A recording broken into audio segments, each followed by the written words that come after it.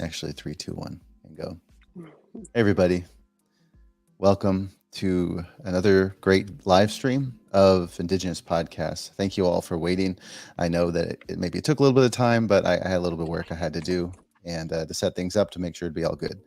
So again, thank you to those that have come in. Oh, well, it shows that there's zero right now, but people will slowly come in. So again, I think I just wanted to rehash a little bit on the last video. Maybe some people have some questions in terms of like where it's at. I'm just working on some edits right now of the last live stream. And as soon as the edits are complete and everything's good to go, I will release that live back on in public. So, that being said, hello, Silvia. Thanks for Hi. coming. Hi. And before we get into the main subject, I think Sylvia, maybe you had a couple things you wanted to add from the live stream that you had watched Yes, last I, time. I, Yeah, I did. yeah. Um, so hi everybody. Like always, I'm always nervous. All right, you're fine. Okay, so I had three things that I wanted to talk. That I had comments about the was it Tuesday? Mhm. Tuesday night. Yeah. So one of them is that Mesoamerica did not have electricity. Just wanted to clear that out.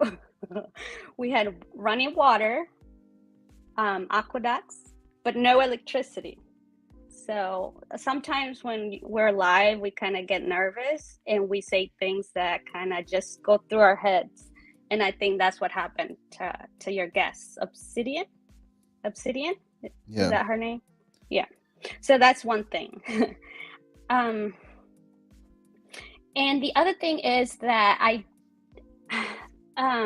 romanticizing ancient civilization is kind of damaging current people or current because we talk about our ancestors and they had accomplished so much that today the people modern Mesoamericans are seen as inferior, are seen as non-existent, but because this narrative of romanticizing the past.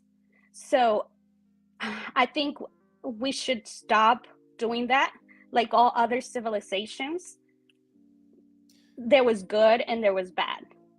So that Do you? was one of my Sorry. comments. Go ahead. Yeah. I was gonna ask. Do you see like maybe in certain? I know you're on the East Coast, but maybe like in Chicana movements that you maybe have seen in the past, or like other people that really push for like native uh recognition of like our identity and like roots. Do you see like maybe some people get into romanticizing I native? think most do, especially in that area, because Chicanos was it was a social stance like the Chicano, but in the other hand, it was also used to differentiate between Mexicans, indigenous um, born in Mexico, and indigenous born in the U.S. There's always this difference. We always try to divide each other. I don't understand why. That's why I really don't like the Chicano terms because it divides the people. Just because you were born in the U.S., now you identify as a Chicano.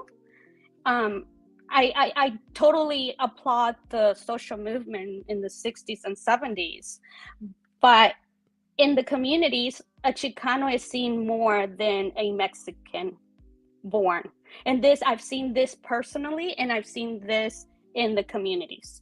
Because if you have 6 kids and 3 of those are born in the US, the parents usually favor those kids because they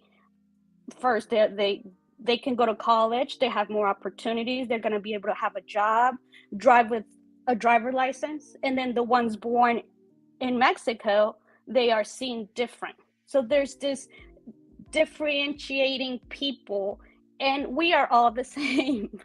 It's just because you were born in the US and you have papeles doesn't make you any more. So that's one thing why I kind of don't like that that that way of thinking. And the other, because sometimes, like I said, those groups romanticize it a lot. And that was my opinion on that. Do you see it more like, in your view, like problematic with like younger generations or older generations, would you say? Or just overall, like it goes It's from just young to, overall, yeah. if you have a kid that speaks English and one kid that doesn't speak English, who are you gonna call if you need to go to the doctor, or you need to go to um anything, any legal thing? You're obviously gonna lean toward the one that speaks English, not the one that just came over here. Yeah. Yeah. So Okay. Yeah. that was one thing on the Chicano movement, or the way. And then there's some other groups that are extremist, that I found out this group like in the early 2000s, and I'm like, I already have drama in my life. I am not going to listen or want to keep on listening to this group because it's so extremist. Would you care to explain like how these groups are extreme, or what they say, or what they might do? You don't have to name them. Probably no. I don't want to go into detail into Sure. that. No Yeah, worries. Yeah, of yeah, course. No problem. And then yeah. the other part?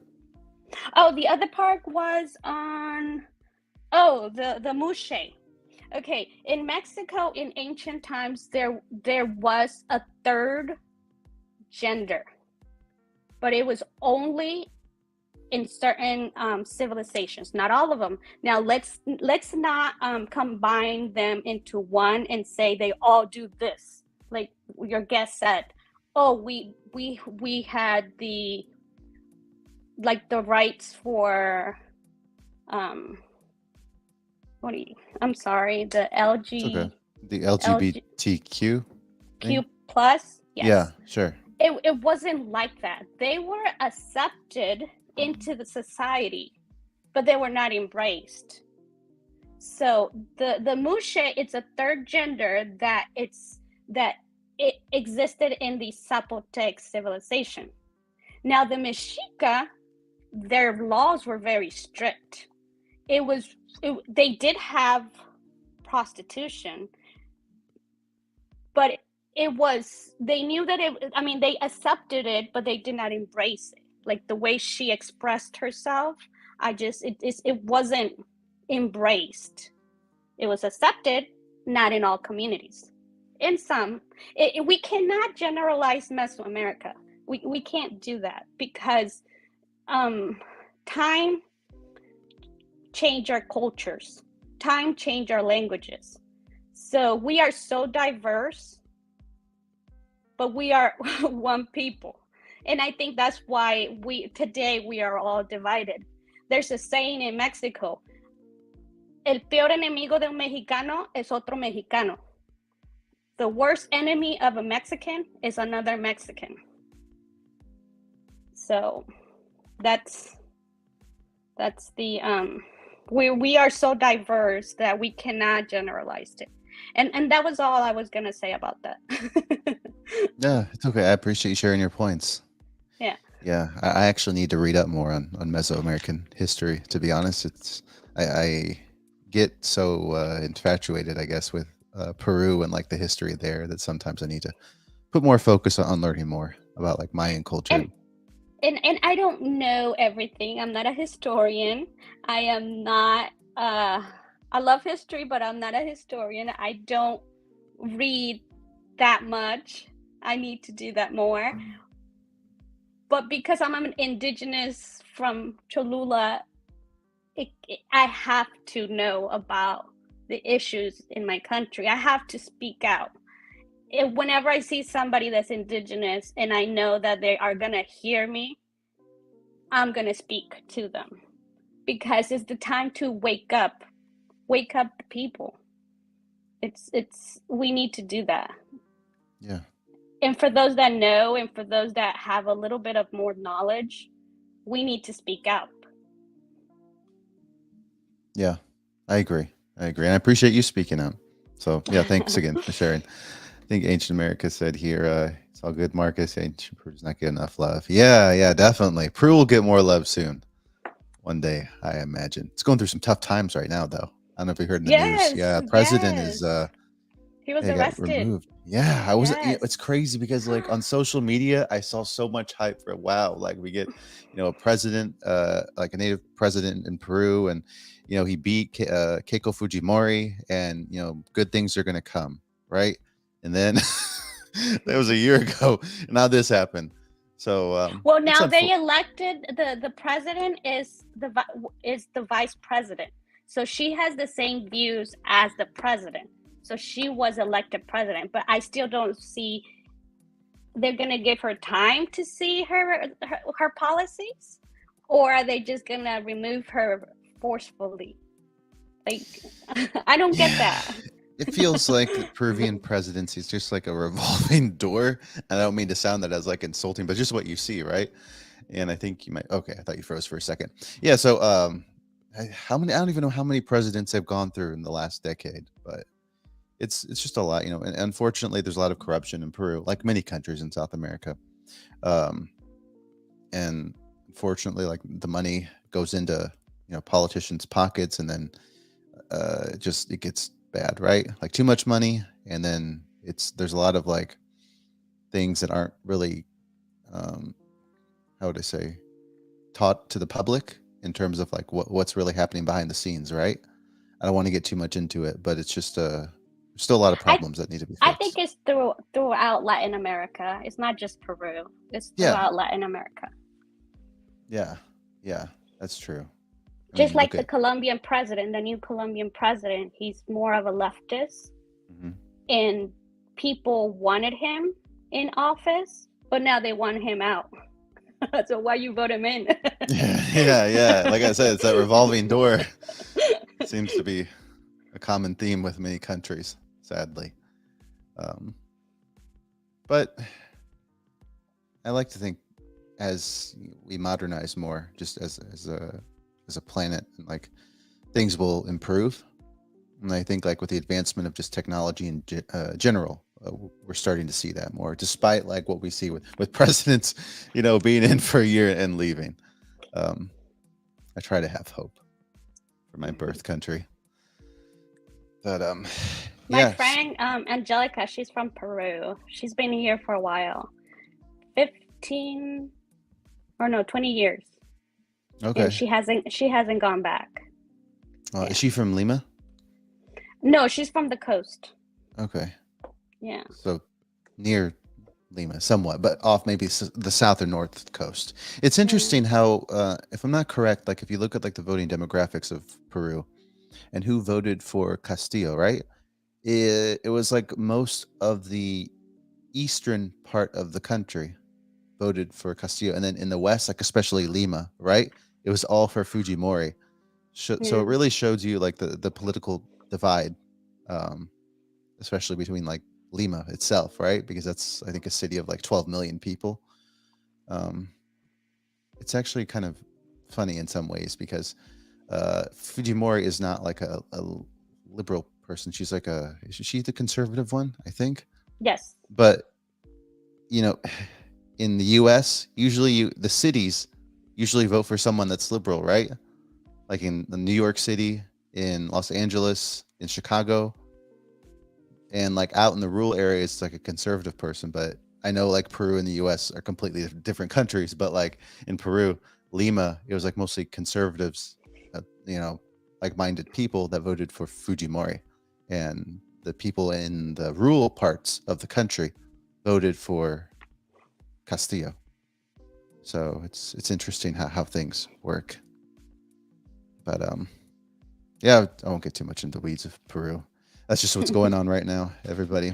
It actually makes me wonder though, like how will this work for the new president of Brazil, right? Because it's kind of a similar issue, right? Like everyone's happy that Bolsonaro is gone, and now that he's gone and someone else is here, how long will this new president last? He seems I to think be. he's a leftist, right? I think I think so. so. I think Maybe. so. Yeah, Yeah, I yeah. think so. It's funny like how far right, like so many, like Bolsonaro is like far right, correct? I think Fujimori was as well, and the president of Colombia, and all the elections were really close. Like if you look at the Brazilian election, I think it was like, was it 50 to 49? It was so close by like just a few percentage points, you know. So it's just crazy how different, like, and how maybe politically polarized like the people are in these countries as well. Yeah, but in Colombia they have a second round. So first they do like the the two candidates, Hmm. and then they do again the two candidates. It's two. It's different in Colombia. Yeah, I noticed that. That was really interesting. It was like first round, second round. I think that Yeah. happened in Ecuador too. Oh, I I could don't be know. wrong. Oh, okay. Well, I think that's what I heard.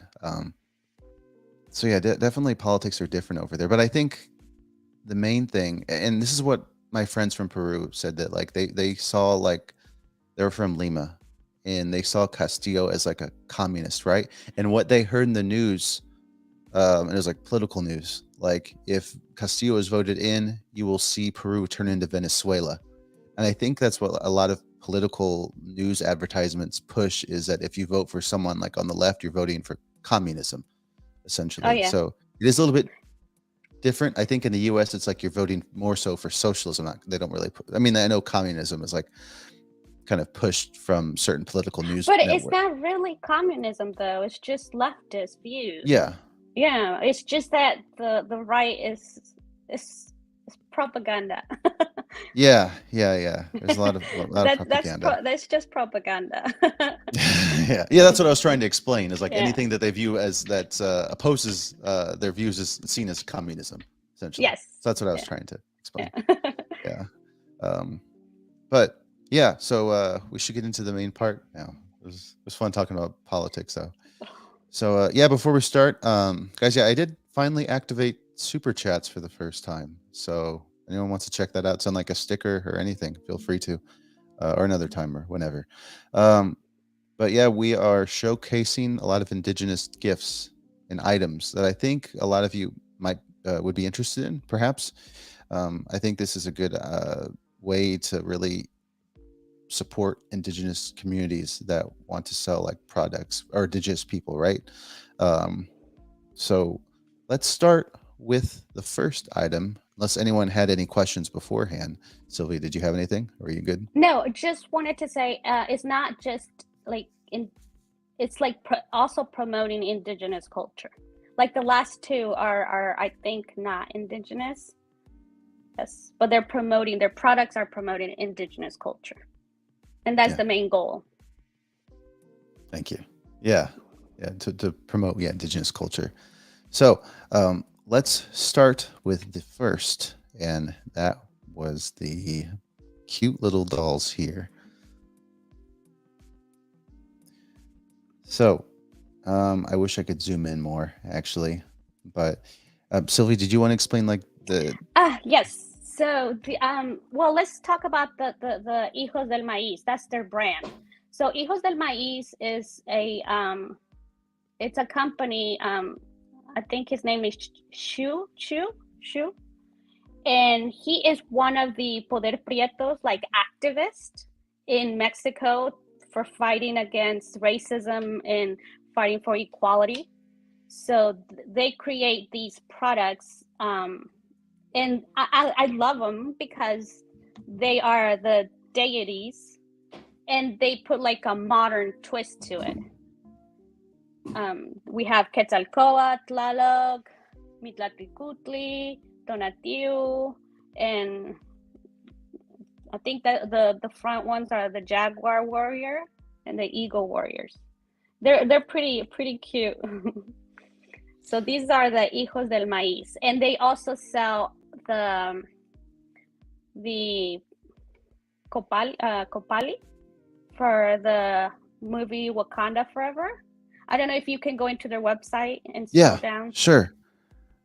I think someone's already interested in one, so perfect. Definitely you can buy it. You can go to Hijos del Yeah, Maíz. They ship to the United States, and this supports like they make it like Yeah, let me. Sorry. what is it called? Like the way they make them, they tend to pay them like more. And what is that process called? Like for the feather works, they make sure that they don't go out and take the feathers from the birds. Yeah. I think I get what you're trying to say. Sorry, I'm pulling up the website right now. I just lost it. Oh no, you're okay. No worries. Oh, here we go. And they also make little boxes. They're Let me like remove little this doll. wood boxes. Okay. So here they Shu and Tenoch are friends. This is Shu. And I heard about Tenoch from Shu. He has in his Facebook account, and I think it was YouTube. Tenoch was in his YouTube channel, and this was like a year ago before the movie came out. And so it's not like it was before or after the movie. Tenoch has been also in the Poder Prieto movement, fighting for equality. So this is Shu. You can scroll down, and so we can see that. Like those are the copilis, and the blue one with the black one. I think they're about $40, and they're bird feathers. Can you scroll a little bit down? Yep, sure. And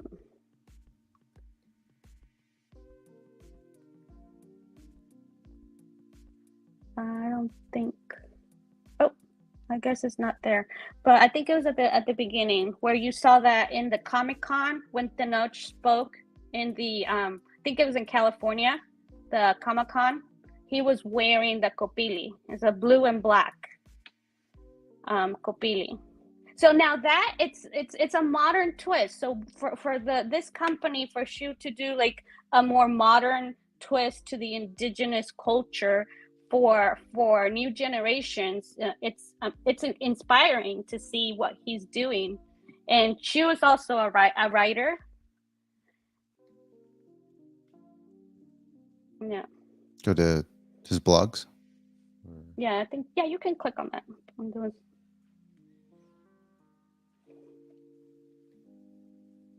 So you said he's a writer too? He's a writer. Hmm. Yeah. Maybe click on the top. Go up. Right here where the note is at. Maybe we can see that. This one. Yeah. Go down. Oh, can you stop right there? Yeah. So now that we're talking about Wakanda, well, now I'm talking about Wakanda forever. I'm sorry. You're okay. Okay. So what I loved about the movie is that the character is a Mayan, but if you can see that picture, if you scroll a little bit up, on the left side is well, it's not there. It was in the left side. In the movie, you can see it. In the movie, there was a mystic, which the mystics got their writing from the Zapotecs. So it was Zapotec or mystic inspired by the Zapotecs. And then, as you can see, the Maya glyphs on the right and left side. And then you see Quetzalcoatl. As most of us know, Kukulkan is it's inspired or it comes from the Olmecs, from Quetzalcoatl and the Toltecs, Quetzalcoatl. So what they did with the movie, they brought all these cultures that the Mayans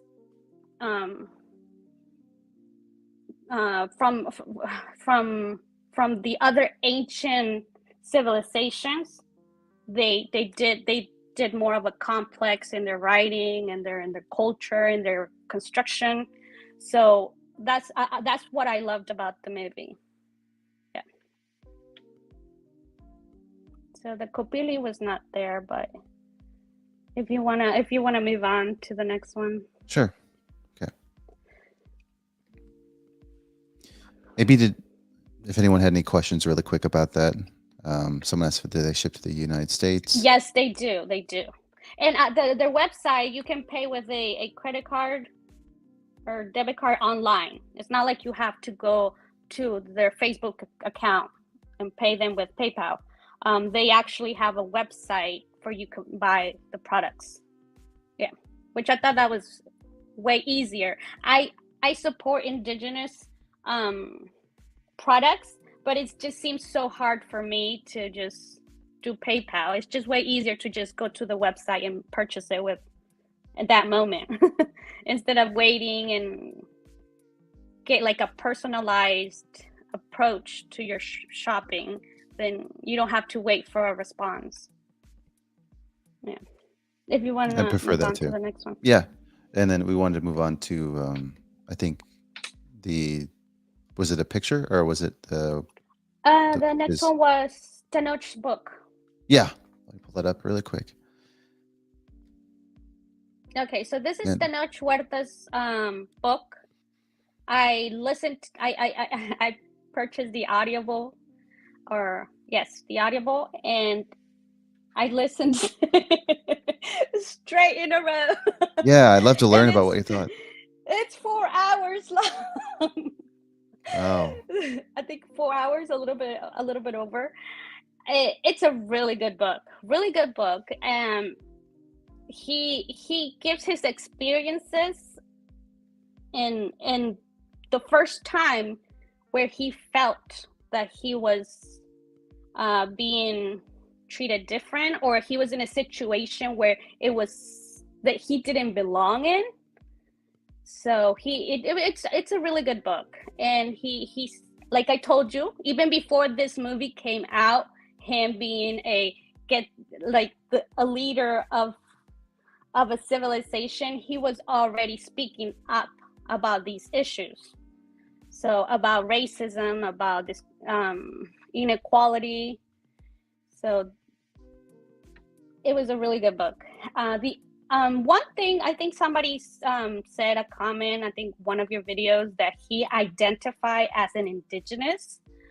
He that's a narrative that we see throughout Mesoamerica, that once you are not like culturally,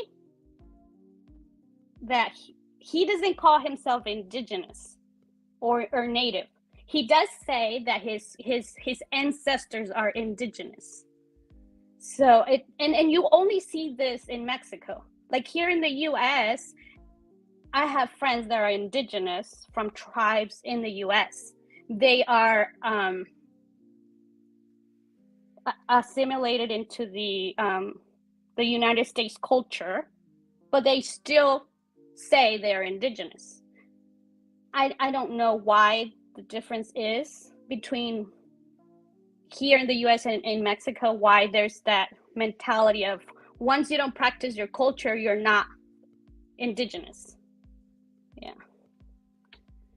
yeah. I feel like that is just the thought process and how a lot of people in Mexico, or not all of them, are kind of raised to believe that culture and being raised in an indigenous environment makes you native, right? Or indigenous. And if you aren't one of those two things, as in like speaking even like an indigenous language, maybe, then you aren't Yes, really that's seen another thing. as native. And then you've got the whole like anti-indigenous propaganda from like that Latini Dad really pushes, right? That Yes. the very unfortunate aspect of Latin culture pushes that. So then it makes you really not want to like see yourself as native as all, right? And we don't need to get into Yeah. that right now, but so I can understand like where Tenoch comes from when he Yes. says that. I really So am sorry. go ahead. Go ahead. I was just going to say I'm actually interested in his book too. I know the translations into English Yes. would be quite beneficial, but It's gonna come out soon. It's gonna come out yeah, soon. It has to. But I mean, if he has like his own opinion on this, I mean, he's the only one that can say it. But from what I read or what I heard in his book, that's the way he said it in his book. Yeah. And his grandma, I think his grandma was or one of his great grandmother, or I can't remember who it was, but I think he was from Oaxaca in Otomi, Hmm. and his parents moved to the outskirts of the city. And once we, like, indigenous people leave the communities, then we are now, like, we call ourselves like, now I'm from the city. Yeah. And we don't say, oh, I'm from Oaxaca, or my family's from Oaxaca. His ancestors were in Oaxaca for hundreds or thousands of years, but in 1 or 2 generations they moved to a different area, and they become a different a different people, I guess. I don't know. But it's a really good book, good book. He the way he speaks, the way he is, he's very, from what I've seen in the videos of him, the way he speaks in interviews, he's very humble. He's very humble. Yeah. And that's something hopefully won't change, because money changes everybody. Hopefully it won't change him. He seemed like a really genuine person in one of the videos that you had sent me about him explaining about like racism and whatnot in Mexico, right? Yes. And how there is like kind of like an attack on like the brown identity, like native identity, right? That's Yeah. gone on through Mexico since its inception of being a country. And I really like the fact they talked about that, and he talked about the film industry as well in Mexico, and how, I mean, look at, like, I think I brought it up like multiple times about like telenovelas, right? Or just like many movies, right? And Yeah. look at like the position that Yalitza was in. I mean, she's a great actress. But you know, they put her as like was it maid in one of the movies, the famous movie that she was in. Um, Roma? yeah, I Yes. still need to see Well, that. just with Tenoch experiences in the book, he was his first big movie was as a gardener. So that was his first big movie with Yeah, Luna, another Mexican director. Yeah. I think the Mexican film industry is like, I like to believe that they are being more open to having like people of indigenous descent like be in these. No, no, no, um no, no. no, not at all, No. not even Not after at Yalitza all. and Teno. Not Now at all. I watched Hopefully Tenoch will open the door for this to happen, but no. It's uh, not. And yeah, like, I give you an example. When I went to Mexico, when I went to Cholula, which is the majority indigenous or mixed, I stayed at a hotel where only tourists go there, and Americans and Mexican that are white are. So when I got there, the reception, when we told the person that was in the receptionist, oh, can you please tell us how to get to Cocoyotla, which is my Calpuli? And he's like, why are you guys going there? oh really? Should I call a taxi for you? We're like, no, we want to walk. Well, you sure you want to go there? And we're like, yes, we're that's where we're from, and it's like a 15-minute walk. And not just him, but the receptionist, she was rude, like, ¿qué hacen aquí? I'm like, I'm paying to stay in this nice hotel. And it was like a boutique hotel. It was one of the like the expensive boutiques in Cholula. It used to be the house of a Tuatani, or one of the leaders in that united with the Spanish. So he had a Spanish home. So they rebuilt it, and now it's a boutique hotel over there.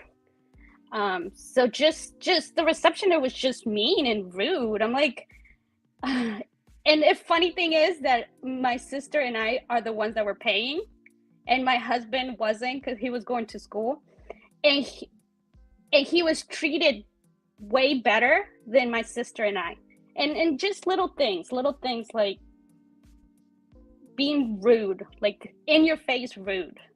And I would expect that from the US, where there's more of a, where I live in the South, if you go to the to the to the South, there is the Confederate flag, and I would have felt better with a Confederate person than at that hotel, because Wow. the racism is really bad, It's really rampant. bad.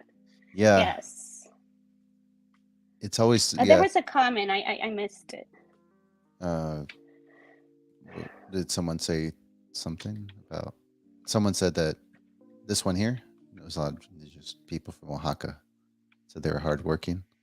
Mm. Yes. Well, we always do our best, and then that's what I've taught my kid. Like, that's a philosophy. Like, doesn't matter what you do, you have to do your best. It doesn't matter. You're cleaning a house, you're working outside, you're going to school, whatever you do, you have to do your best. And that's one thing that Indigenous from Mesoamerica have. We work hard. Yes.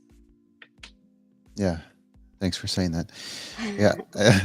It's really different to look at it like you had just said that you would have felt more comfortable being in a place where there's like a bunch of like Confederate flags than where you were at in Yes. Mexico. And like the US is very different from the rest of Central and South America, right? It's not like a native dominated country, like even like, Mexico, Bolivia, Guatemala, Peru. And yet, like the racism runs much more rampant south of the US in those Yes. countries than in the US. So it makes you like wonder, like, no, not wonder.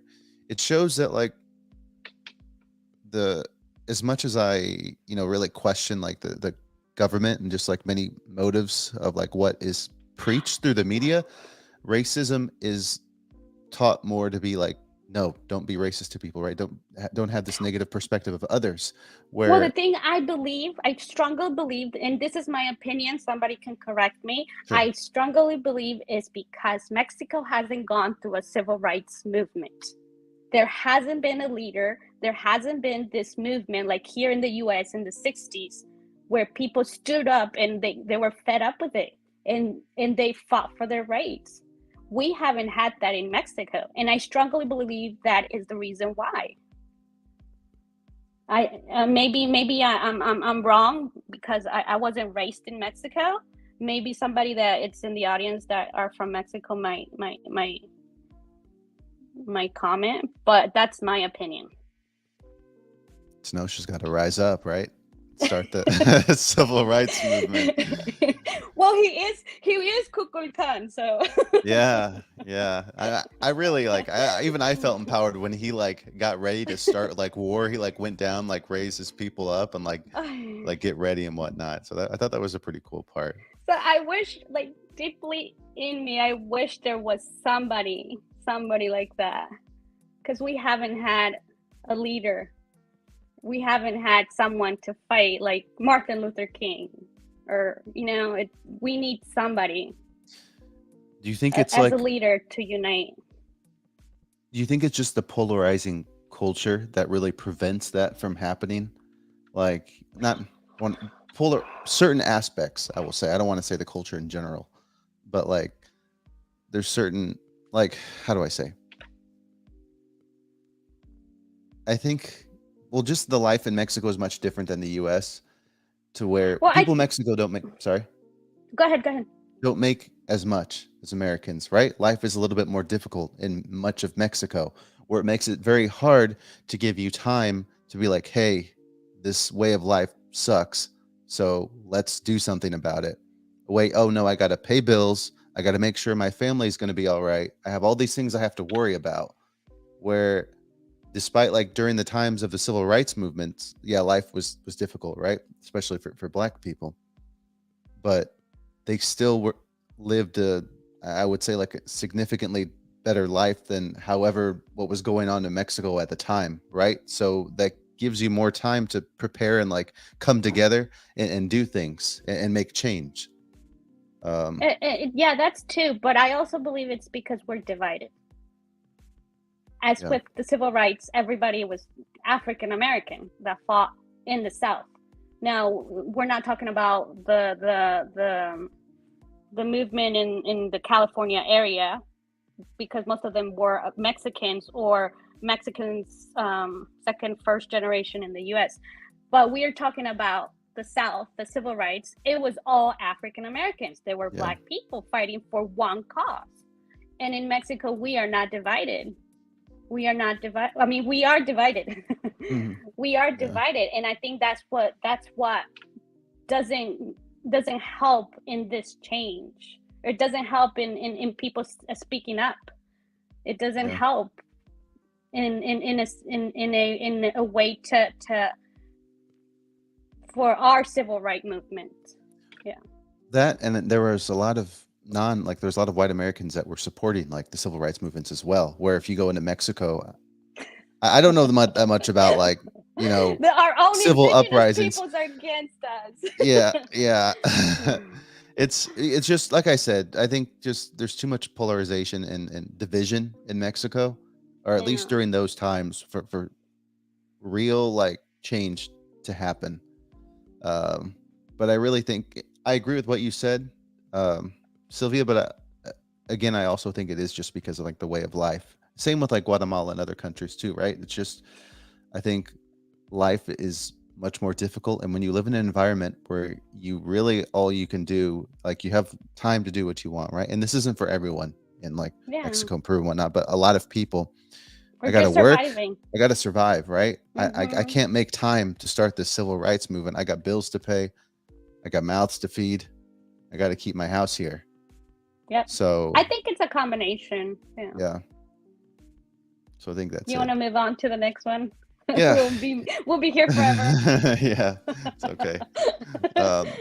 So the next one, I think it was Shoko's community. Is that what we wanted to move on, or was it another picture? Yeah, that's fine. Yeah. Okay. Let's not forget about Shoko. We have four donations. 4 donations. Yeah. Come Yeah, I was on. really happy to. I mean, I was happy to see like what we have so far. So I know more will pour in. Hopefully. Yeah, definitely. Let me just pull that up really quick. You can show like what he also sells. Yeah. Okay. I think you all can see the screen now. I'm sharing it right here. Okay. So we can scroll down. Specifically, you wanted me to go to the photos, Sylvia? Yeah, you can do photos. He has product there. Yeah. So guys, this is Comunidad Tocan, and this is Shoko's page, Indigenous page. And as you can see, there's a lot of photos here, his work and people in his communities. Where was it that we can find the items that he sells?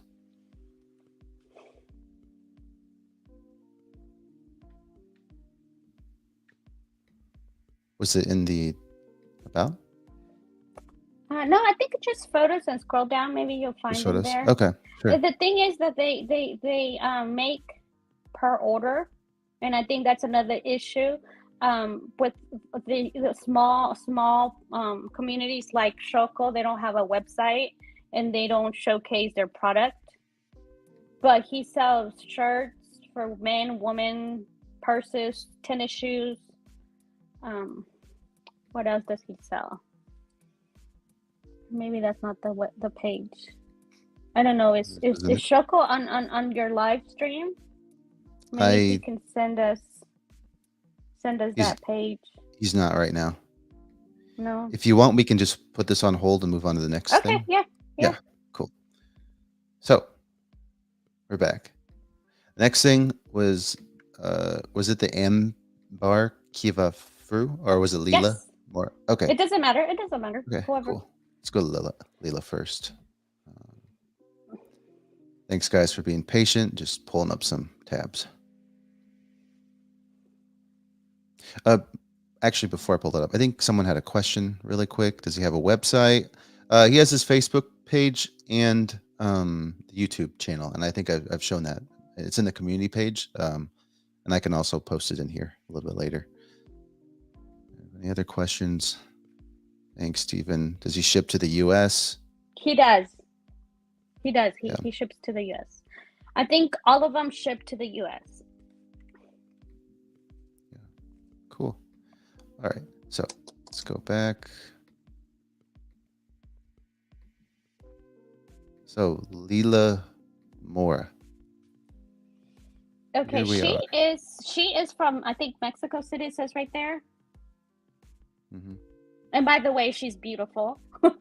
Yeah, she's Did you see her? very beautiful. Yes. Yeah. So she makes she tries to, or not tries to, but she makes like the authentic, the way Mesoamericans used to dress. Yeah, click on that picture. The way they used to dress. As you Wow. know, cotton was used in Mesoamerica. So she makes all these, and these are also per order. So you can just message her and you can purchase from her. And all this she made. All the other cotton she made, including the one I think is her boyfriend. So she and she just does this, like the traditional clothing. Yeah, that's really cool. Let me see if I can find more photos of her work. I don't know if we Sorry. did you do her boyfriend? I can go to that next. Yeah. Okay, yeah. Let me just stop So sharing this one. hopefully you post these links, right? Yeah, definitely. I'll post these links. I'll post all of them. Uh, was her boyfriend the The He's the one Amber? standing. I think it's her boyfriend. Don't. I'm not Oh, sure. so he's in the same photo as her. Did Yes. you want me to click on that one? Okay, okay. Yeah. Let me just, yeah, give me 1 second. I'll try to go back and find it. So he does feather works or pieces, and he also, same as you, they respectfully get those feathers. They don't go out and pull from birds. So his work is amazing. Now, I don't know if he ships to the US, but I'm pretty sure he does. Like, but Oh, I'm not sure you would have to it, message him because I have not purchased from him. it was Carlos, right? Santis Reese? No, No. no. Okay. No, it's just the one in the picture with her. He's standing up by himself.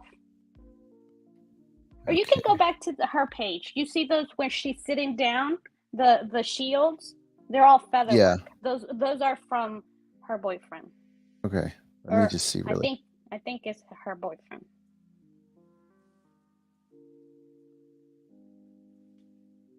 Thanks, guys, for being patient. Pardon my technological flaws.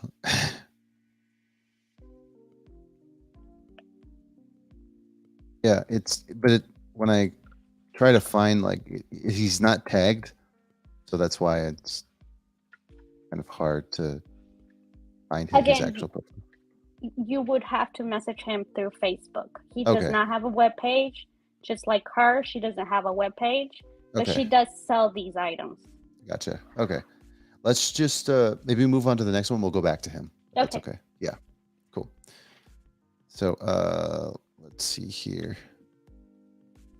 Where do we want to go to next? I think we can move to Amber Kiva Sure. Fru. Cool. Okay. Amber. All right. So her work is amazing.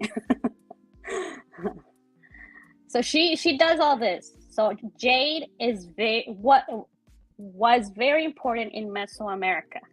It's and she gets her inspiration from the Mesoamerican cultures. And she I don't know if you can scroll down to another one. Oh, Sure. there you go. I'll go back. Okay. She posts videos of her doing it. So this is her work. There's nobody else doing it. It's just her. Oh, impressive. Yeah, and I love the Olmec heads. and the Mayan from jade. They're just beautiful. And she ships to the US. I don't know if you guys seen from the past videos. I was wearing a necklace of jade, and that's the symbol of Quetzalcoatl and Hecate, wind. Those, but that's the one that is coming for Christmas for my sister. Oh, they look great. So she did this. She polished them. She starts from scratch. Yeah. Maybe if you go to photos. Sure. Can you go out and go to photos? Mm-hmm. See all? Yeah. And then just scroll down. So see, she right there. Maybe you could click on a video. Yeah, let me scroll up, and I think in albums you can usually find the videos. No, it was right. Oh. Sorry? You said? Yeah, you can go down, go down, go down. Okay, go down more. Yeah. See one of those? One one of those. Click So this one. Yeah. I think that's a Mayan face that she's making. Okay. Wow. Yeah, it's Mayan. And it's beautiful. It is really beautiful. And see, she does it. Everything, all her work is done by her. It looks amazing. Go to the next video. And she ships to US, and her prices are really good. Go click on, I don't know if that's all her jewelry. Maybe go back to the picture. Photos? Okay, yeah. Yeah. Just wanted to show a little bit of how she made them.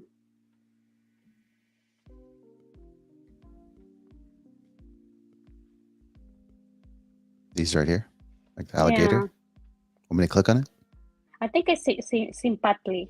Yes. If you want, whatever you want to click on. Sure. Oh yeah, I was just gonna see.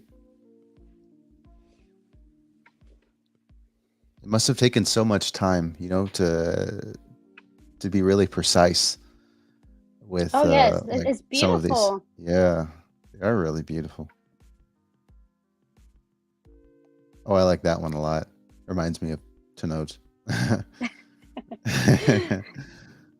Wouldn't it be cool if he was our Quetzalcoatl? And do keep in mind, Quetzalcoatl is not a god like most people think. Quetzalcoatl is a philosophy. It was given to priests who were worthy that name, Quetzalcoatl, or in Oculculcan. So it was given to priests who were worthy of the name. Just like the Mexica had 2 Quetzalcoatls, the Toltec had 2, and then you go to the Mayan area, they had Kukulkan, but it's beautiful. Yeah, it is really so beautiful. the reason why I speak a lot about Quetzalcoatl is because as I've said that I'm from Cholula, and the Toltecs say Acaltopinzi lived in Cholula for 20 years, or that's what our stories tell us. And Quetzalcoatl was the only one that sacrifices were not done. So in this philosophy of that's the Olmec head. Yeah, that's the Olmec. But see how much detail? Mm-hmm. Wow. Extraordinary. Yeah. She's an artist. Yeah, definitely. Professional artist. So yeah, guys, I hope you're really enjoying looking at all this really unique jewelry.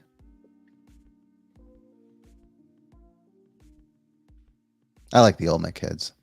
Yes. I think there's a Mayan face, and it's so beautiful because it's from the side.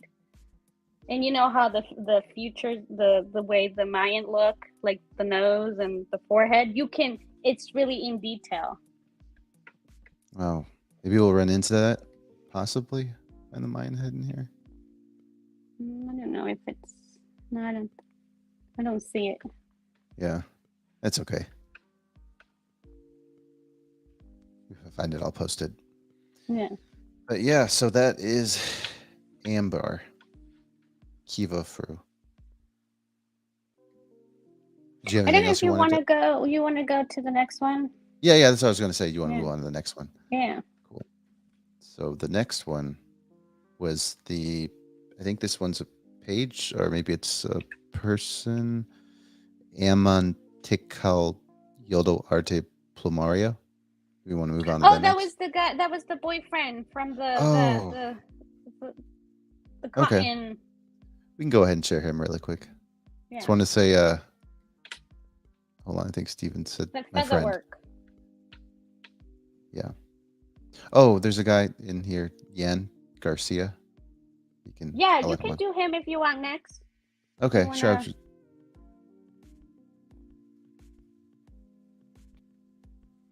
Hello. Biele, hey, how So you he doing? is. Good. Nice to meet you. Yeah, same. Big fan of your podcast Oh, or thank you. YouTube channel, I should say. Yeah, Oh thank you yeah, So very you here's got much. his it. book. I want to get his Pictionary for my 5-year-old because I want to teach him. But this one's a really good book. You Excellent, want to talk excellent. about it? You want to talk Sound- about your book?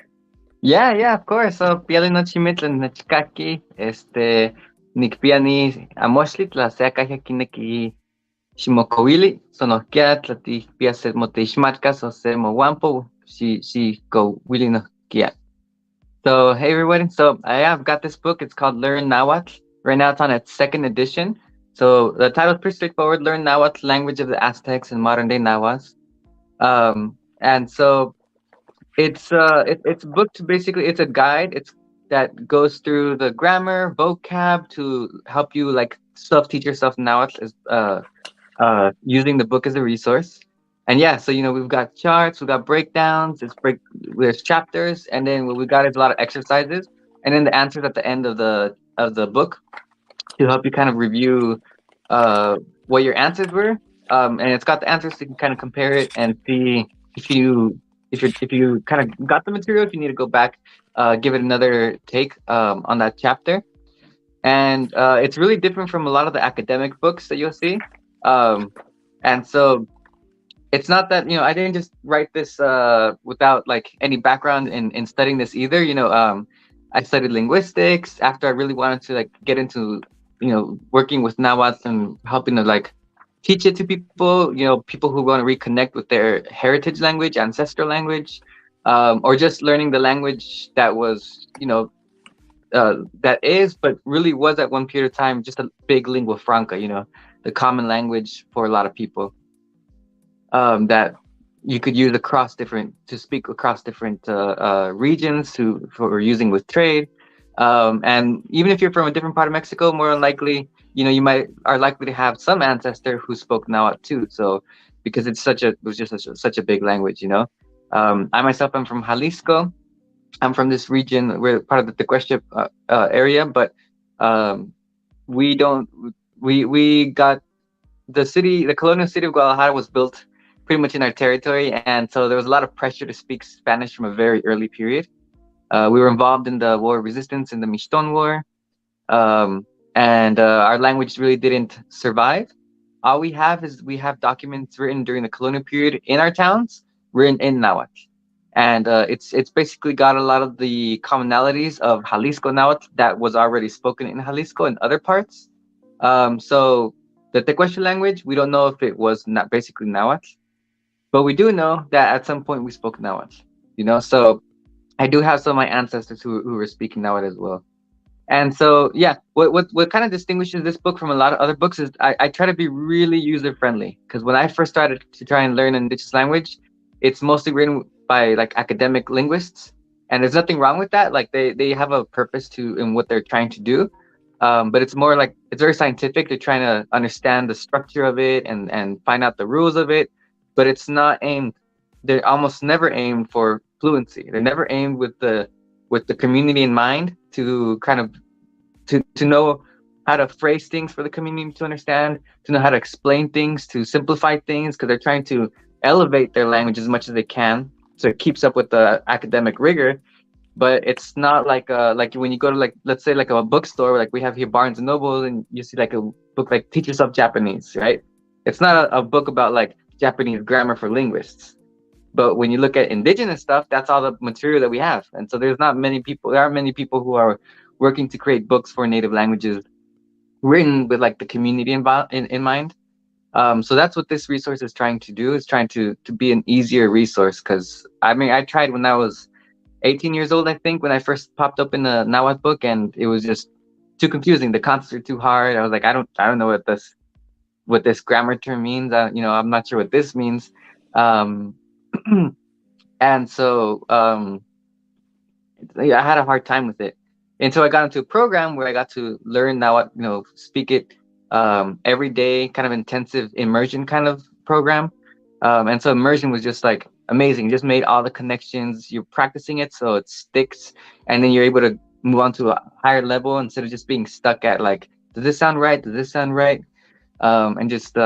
And so I took a lot of those principles and the steps involved in how you teach Nahuatl, because it's a different process, right? How you teach Japanese, you're going to go about it a different way. How you teach Korean, you're going to go about it a different way, because each language has the difficult things about it, and it's going to have the easier things about it.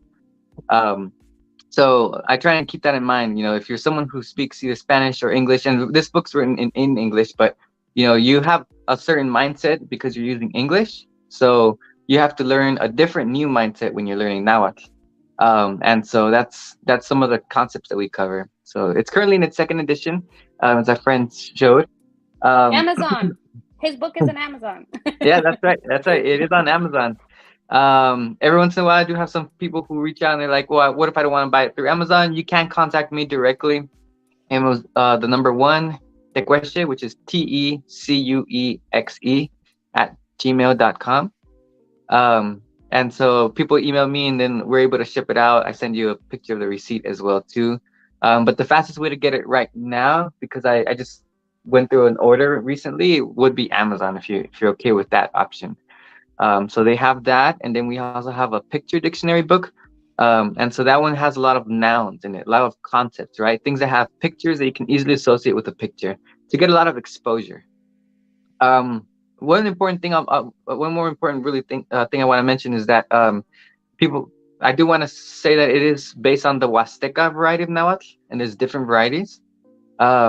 And people say, well, why? There's a few people starting to say, well, why is everyone learning Huasteca Nahuatl? Well, if you were like, well, I'm from Mexico City or this other region. And so I would always say, learn any variety that you want. Obviously make the connections to your own roots that you want to make.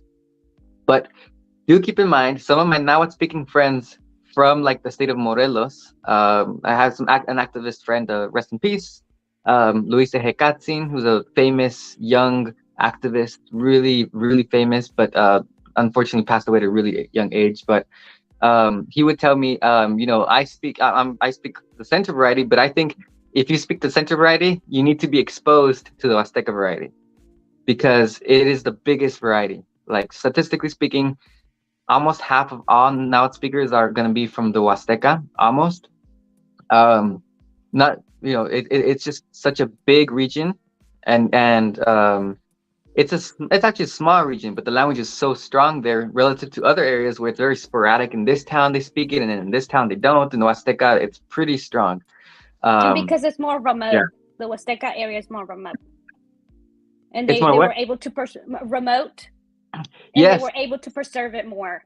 Yeah, exactly. Yeah, the Huasteca is very remote. It's protected by like this jungle kind of atmosphere. It's really hot. It's really humid, and it's not very appealing for a lot of colonizers who were like establishing village like towns and bringing over the relatives from Spain. There's not much material. Like, you can't really find even colonial documents from that region, and yet it's like a huge region. So there's a lot of questions about what was going on. And then they had a revolution in that time period. There's not much written about it, but there's one book. It's called A Nation of Villages. And that book talks about how the Huasteca tried to kind of not necessarily separate itself completely from Mexico, but it had this autonomy, pro-indigenous led movement where they took up arms, actually, kind of paralleling what was happening, all the way southeast, with the Mayan people in the caste war. So that's an important piece of history that gets forgotten about, and many people from the Huasteca aren't even aware of that history either. But yeah, so what I was saying is, the Huasteca variety is a great place to start off with because there's so much material out there already. And when you learn one variety of Nahuatl, it's not too hard to learn how to switch to another variety. Once you kind of get the basics, you're like, oh, I just need to switch this for this, because there's patterns to it. It's not completely different. There's patterns, And for us, like in the United States, I always say we were exposed to like British English because of TV, because of the media. And in Mexico, Native people almost never have any voice at all on TV, right? And so people from one village are almost never, ever going to be exposed to a different variety. So when they hear it for the first time, yeah, they're going to be thrown back because they've never trained their ears. They haven't been exposed to it before. And I think as a culture in the United States, we're just exposed to it, where little kids understand Harry Potter speaks different, and so it's just part of what the circumstances is. When a Nahuatl speaker from one state meets another from another state, and they don't even know they speak Nahuatl, they might try and speak to each other in Spanish. And so, there's just so many connections that could be happening that aren't happening. But they're not actually that different. Vocab changes, grammar changes, sometimes sounds change a little bit, but you can see there's a lot of evidence to say it's all still one language. Of course, one extreme would be like Guerrero Nahuatl compared to perhaps Huasteca. Huasteca is very in the east, Guerrero is very much in the west. And so those two extremes sometimes can have some difficulty, but it kind of just depends on how much each native speaker has been exposed to that other variety. So I have friends from Guerrero who do a lot of reading, and they pick up Huasteca. They can understand Huasteca, and we have conversations back and forth like no problem. So it varies a little bit, but it's one place to start off. And I do make some comparisons for classical Nahuatl. Yeah. So I think that's amazing that you did that. Yeah. How long did it take you did you say, to complete everything? I spent about a summer because I worked during the school year. So I have most of my free time over the summers. So it was over the summer when I made the first edition, and then I waited a couple years, and I was like, there's a couple of things I want to change. So not because the information was wrong, but I was like, I kind of jumped to a concept too fast, or I was like, I just want to reorganize it. So I included a lot more information. So the second version is a lot thicker. And eventually, I might make a third version, of course, if I see there's still a big interest.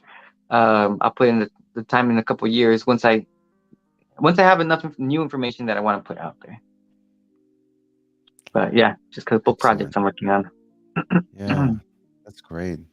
Yeah, thanks so much for sharing all that information. Yeah, no problem. I feel Thank like, you. yeah, No problem. I feel like now what would you say it's complicated to learn at first, or do you think it's not so bad coming from like someone that's an English speaker and learning this for the first time? I think if you know Spanish, you have a little bit of a leg up because the pronunciation is a little bit more similar. Like Spanish has what we call pure vowels in some languages, like a, e, I, o, u, right? And now it has a, e, I, o. Whereas English, we have e, a, o, right? So when someone only speaks English, right, you might have a little bit of accent, right? If you can't say taco and you say taco, and you try, but you're like, I don't hear the difference. You will probably have an accent in terms of speaking, and that's okay. People have accents all the time. Like there's nothing wrong with that. Everyone. That just shows that you speak more languages. In terms of the grammar, it's pretty interesting. I'd say the grammar, which is the important part, because that's the core of the language, is actually pretty straightforward. It's pretty straightforward. There's rules you follow, and if you follow those rules, you get to the right answer that you need. It's very linear. It's very coherent. You have this chart, and it never really changes from that chart in terms of what do you need to put together. Whereas English, if you think in Spanish, if you think about it, they actually have a lot of irregularities, right? I have go, but then in the past it's goed, right? Or went. I mean, it's not goed, it's went, right? And so kids have to learn how to change all these irregularities. And so now you don't have those irregularities. Spanish has a bunch of irregularities, right?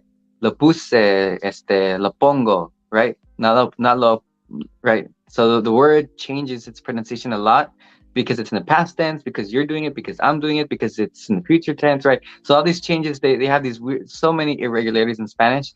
In Nahuatl, there's only like 2 verbs really in the whole language that are known for having irregularities. But what is going to be different is when you're learning Nahuatl is your mindset about how to use verbs, like how to express actions. It's just a whole new concept. So you have to start to pay attention to whether or not an action happens because it just happens, right? Like I walk or I swim or I jump. But that's one type of verb. But in Nahuatl, there's another type of verb, which is when you do something to someone or you do something to something. There's something else involved. There's an object involved or a person involved. And if it's that type of verb, it's a different category. And so those are 2 different categories that you have to think about. And you have to kind of split those 2. So you have to always be thinking with every verb, is it this type of verb or is it this type? And it's 2 big, broadly speaking, 2 big categories, one type or the other type. And we don't have that kind of thought process really in English, right? Yeah. Wow. It would sound awkward. A kind of bad close example would be like saying I gave, right? If I just say I gave, it doesn't make sense, even in English, right? It's like you're missing something. I gave Juan, and then now it's still missing something. I gave Juan the book, right? Like that sentence needs all of those things to sound complete. And so now it's the same thing. If it's that type of verb, you need to specify who the person is or what that object is, or else it just sounds awkward. So that's the new paradigm shift. And then there's easy things that are just different, like how you talk about location words, right? Like under the table or next to me or in front of me or behind me. When you use those words, you're gonna reference your body a lot, right? So in front of me is like in front of my eyes. Behind me is like behind my back, right? Next to me is the place of my ear. On the edge of this is going to be on its lip. So the lip is your edge. On the edge of it is the lip. On the surface of it is going to be its face. On top of it, it's going to be on top of its head. At the bottom of it or the base of it, it's going to be reference your base, your butt, your behind. And so all of your body parts are used to reference location words for things around your space. Little things like that pop up. They're not hard. It's just a new, interesting way of looking at the world, or thinking about how, thinking about how you are located in the world. So that's things super like that. Interesting. Yeah, Thank you. I guess one other question was just like, what did you find was like the most rewarding aspect of writing this and putting this together? Was it just the responses from people, like the positive feedback, or other things, perhaps? Yeah. It's the only thing I've really made that kind of caught on like fire, I'd say. Like where I can see posts of people who I was like, I've never met this person and they heard about my book. So that in itself, and I work with myself because there aren't many like big companies that are like, oh, let's sponsor a book like this and have professional editors. So I work hard to try and edit it myself, and I have some friends of a friend who helps me like do some editing for like some typos and things like that. But it's just something I produce myself, and yet the fact there was a relatively big response to it tells me like how much of a need there is in the community to have these materials, how much people really want these materials, and because it's hard to get to the level where you need to be to create these materials for other languages like Tarahumara or Purepecha, because it's hard to get to that level, there aren't many resources or materials for any indigenous language, really. And the funds to publish it. because our next guest, his from Otomi, Isaac Diaz Sanchez. He wants to he doesn't have the funds to publish his philosophy book on Otomi philosophy. So this is a big issue for communities, that there is no funds. I mean, there's the knowledge, but there is no funds to publish or to be able to do a website or like other of the gifts or the products, that they don't have a website. And I think this is where we need to eventually start working as people who are reconnecting, making these ties with Native communities across borders, be more international across, across at least these three borders, to start with all the ones we have in North America, the three big ones across Canada, United States, and Mexico. We all have communities that are far out from the cities, that don't have the easiest access to create these things, and yet they have this knowledge. So oftentimes what happens, someone who went to university who might not be from that community comes in and does it for the community and instead, and it's not a community driven project. And then there's questions about copyright. There's been some linguists who are not native, and sometimes they have the only materials out there that's been produced for more rare native languages, and there's these big legal questions about who it belongs to, right? And so there's this big need for a lot of stuff to be created, from the ground up. And so we have some of those connections I think we can make on our side. And there's a lot of work that should be done, that we all can be doing, to outreach to communities and help create these links, right? These international links, and cross tribal and cross regional, to help us create these materials that we need to make. And there's now, we can use technology to help us, right? Technology can be used to hurt us if everyone's being exposed to more Spanish and more English on a daily basis, where Spanish is really invading the private lives of every native village, where the spaces where now it can be spoken are more and more every year pushed to smaller and smaller margins. And a lot of native languages survive because the men use it in the fields, so that's the space where it survives. And the women use it in the community circles when they gather together, and that's a space where they speak it. I've seen that with Mixtec women in Puebla too, that I've been some travels, where people who are in the community are like, I didn't grow up with the language, but because I started hanging out with all the ladies who speak it, as a culture, they get together and they cook and they do activities together, right? Then she picked up on it as an adult, without having, she's not a linguist. She just picked it up naturally, like anyone. And she is from the community. She just wasn't raised with it. And so it just speaks to the power of having a space where it can increase. But I digressed a little bit there. But in terms of that point, that Native communities, there's a lot of potential of what can be done in so many areas, in art, in music videos, pop music, whatever it is that people are interested in. Websites, right? Simple things like websites where people can put things out there. Native people are sometimes creating groups on Facebook, where they have some space to talk across distance. Or a lot of Native people are displaced because of work, right? Most people are actually leaving the Huasteca. Like a third of people from the Huasteca each generation will never come back, because they go out to Monterrey, the city of Monterrey, or to random little states on the East Coast, like South Carolina, or just random different states that I've heard of that people go to. Sometimes to Puebla, to New York, sorry. And so everyone's just all over the place. In New York, there's a lot of people from Puebla, of indigenous. Yes, Puebla. Yeah, that's why I brought that one up. Said that wrong one, yeah. And which one? Oh, and I was just saying, in Puebla, people from Puebla are mostly in New York City. Yeah. That's a big connection I heard about over there. My friends who speak Mixtec from Puebla are all in New York, and so it was a point in time when I was studying it, and I was like, oh, I'm on the West Coast. So I was like, oh man, I wish you guys had picked the West Coast. But on the West Coast, we do have a big Mixtec community, but the one from Oaxaca, which is really different from the Pueblo variety. But in California, a lot of from Oaxaca too. yeah, I've a trend. There's we have in Los Angeles, on the west side of Los Angeles, there's a lot of Zapotec. It's a really big Zapotec area.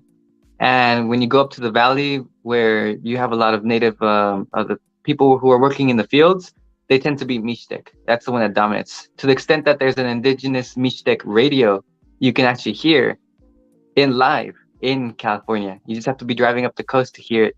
And that's an indigenous sponsored program that the community organized themselves, because they actually have a lot of people who don't speak Spanish. And so they don't get access to services like healthcare services, lawyers when they need a lawyer, school services. Sometimes they drop out to go work in the field even if they're underage. There's so many services that they're missing out on because they're a lot of the elders are only speak Mixtec.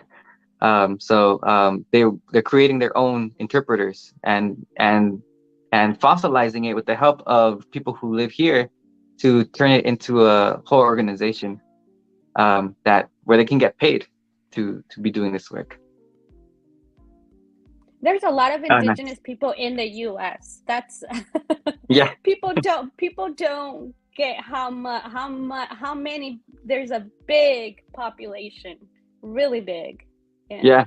And I think when we're talking about language, there's more material nowadays. It's going to become easier to learn it, but it's also going to become easier to lose it, I think, because we have to find ways to create communities across distances. Since the reality is with the capitalist system, the capitalist system kind of puts you where it needs you, right? Where there's a new restaurant, we're going to go there and work, right? If it's across the whole country, we're going to go there. That's just based on the financial need, right?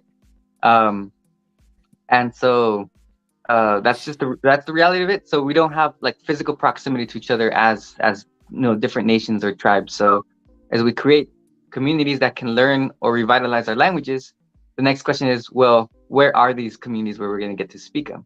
Because sometimes, like, there's one particular Zapotec language I know where they say so many people have left the hometown that there's more people who speak that type of Zapotec here in Los Angeles than there are in the actual village. All the kids are over here, and over there it's just a few, like mostly a few, like the elders. So they said we should be concentrating in this case with the kids who are in Los Angeles. And so there's going to be a lot of pressure to speak Spanish and English because of the environment. But there's nothing wrong with being a trilingual community, right? It's actually pretty common in India where everyone speaks the village language. Then at school, they speak the regional language. And then later on in upper grades, they're exposed to the national language. So trilingualism is pretty common in countries like India. It's not impossible, but it takes work to get there. And if we don't do that work, we are at the risk of losing most of our languages, especially if we're detribalized. And that's the thing that I really love seeing is like people that wanted to connect to their like indigenous native roots, because that means there's a way for like language restoration or revitalization in some ways, and people that they're interested in like learning now, right? Like it's beautiful to see. That's one of the great things I love is like people wanting to learn more about a culture, an identity that I always say was suppressed through many centuries, through Latinization, I will say, of many indigenous people, native people. So thank you so much for everything, for coming on it, and our guests were really interested in what you had to say too. If you don't mind, could you maybe tell me the title one more time so I can just put it as a comment? Sure. The book is Learn Nahuatl, Language of the Aztecs and Modern Nahuas. It's on its second edition right now. I'll put that. Let me the solo layout. Yeah, Learn Nahuatl, Language of the Aztecs and Modern Nahuas. And then we also have a Nahuatl picture dictionary too. So if you look up Nahuatl picture dictionary, you should be able to see one for you to pick up on the easy, or not easy, but the ones that are pretty clear, have a pretty clear meaning. Like river, mountain, things like that. And he also has a YouTube channel. Yes, learn Nahuatl. I mean the Yes. Nahuatl channel. Sorry. Thank you. Yeah. And you have the Spanish version and the English version. Mm-hmm, So if you mm-hmm. speak Spanish and you think you learn faster through the Spanish way, or you only speak English, you can learn it through the English way. Yeah. There's both resources available. Yep. Yeah. I'll remember to give your YouTube channel a shout out too. Thank you. I appreciate it. Of course. Yeah, you're welcome. Thank you for coming on. You're more Thanks than for having me.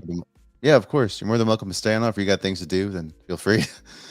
Yeah, but Sounds good. awesome. But yeah, I hope you enjoyed everything so far, and yeah, thanks again. Excellent. Yeah. If anyone has any questions anytime, feel free to reach out anytime. Yeah, thanks. Thank you. Yep. See ya. But so I think we wanted to move on to the next thing. Yes. And that was, I just realized I have a lot to share in a community post, which is great. I love sharing resources. Can we do the native, Northern Native first? Because Yeah. I don't think any of the other guests are gonna come in. Okay. Was that an image, right? Kelly? Yeah, Kelly. Just her Facebook Okay. account. Yep. Okay, so this is Kelly. She is a homeschool mom. I used to homeschool my 5-year-old, and I found her because I was trying to find resources. I was trying to find resources to teach because I had if you put on the screen so I can show these cards. Sure. Okay, yeah. So these resources I bought through a Montessori shop, which they sell to schools. So as you guys see that, probably everybody knows what city that is, Tenochtitlan. And on the back, it says the city at San Lorenzo.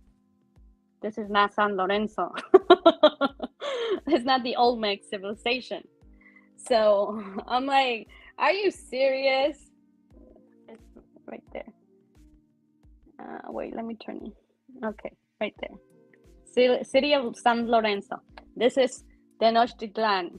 And it's not just one, okay? I would say just one mistake, but it's several. And this one. And they're beautiful because my kid is 5-year-old. He's 5 years old.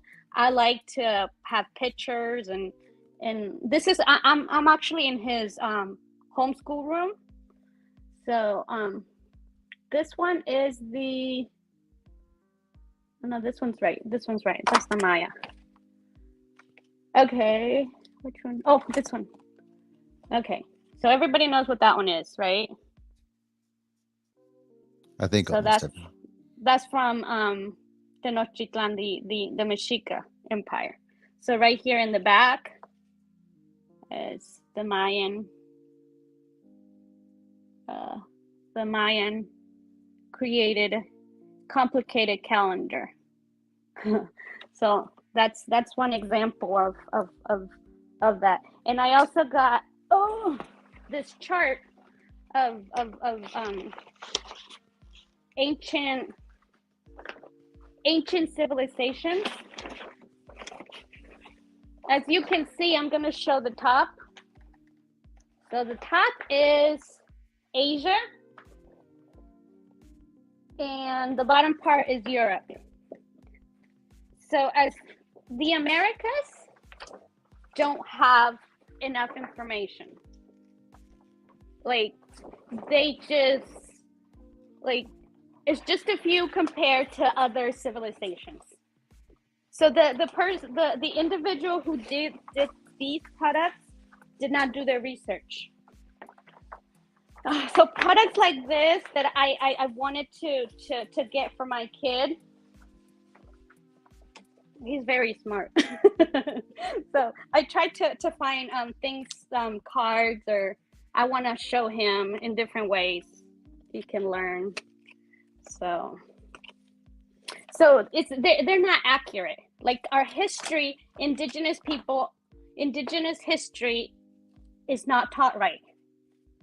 So even products like this, and these were not cheap, are sold throughout the school system.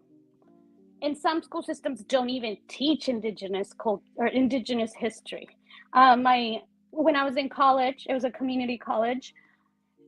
We had American literature, and at the beginning there was indigenous works from Cherokee, Navajo. It was written down. Obviously, we know it was oral, but it was written down in the book at the beginning of the book. We skipped the whole section and we started literature when I think settlers' time. So this happens in all of schools. Here in the South. I don't know wherever you guys are at, but in public schools, indigenous history is not taught correctly. And even products that are sold to schools are not done properly.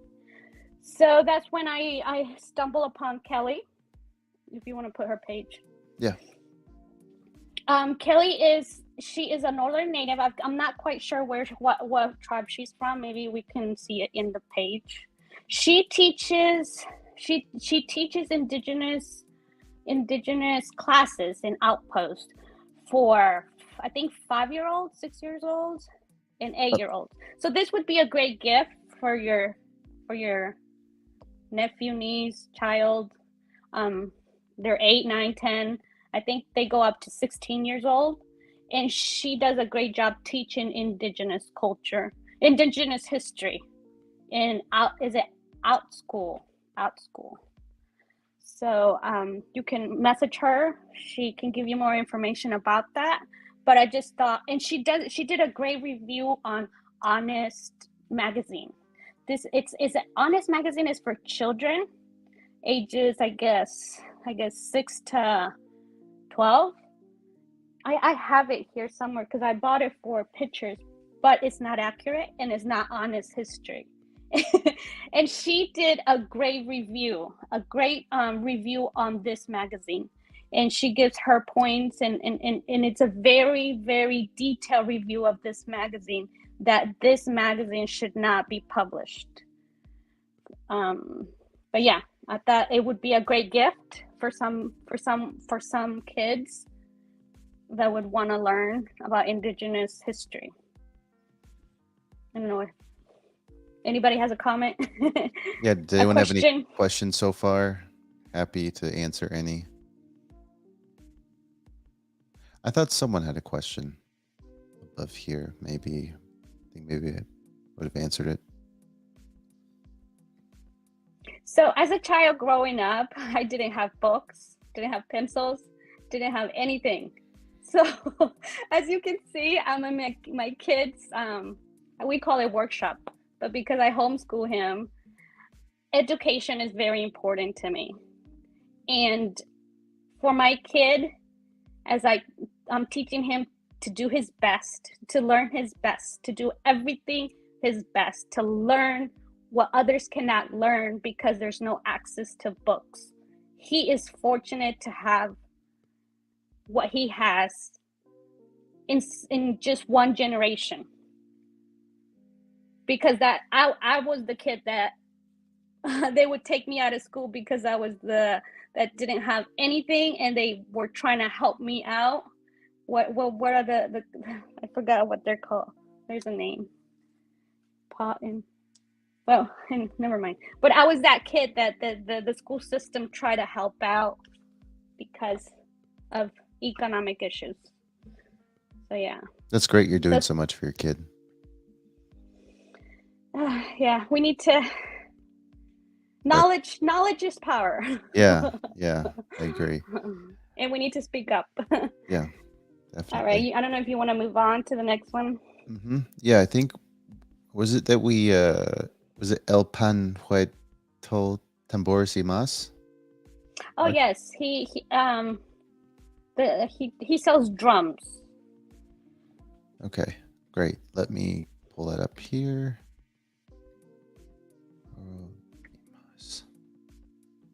Right here.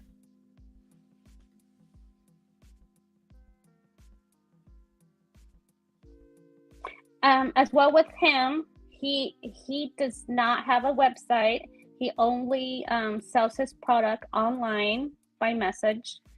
I haven't bought from him, but for anyone that wants to buy a drum and donate to Shoko's community, as that was my first question when I first saw videos of his community, where are the drums? I don't know if you've seen his videos. They don't have drums. Their music, they use violins, guitar, and they don't have drums. And drums is very essential to the indigenous communities. But as it was prohibited to use a drum. They would cut people's hands if they would use a drum. So that's why you don't see these drums in indigenous communities. And if most of these communities are struggling to put food on the table, they're not going to be able to buy any drums. So if anybody would want to buy one and donate it to the community, this guy is in Mexico. He sells other products too. What other products does he sell? I think artists. Something like this. Yeah, I don't know. I don't know what.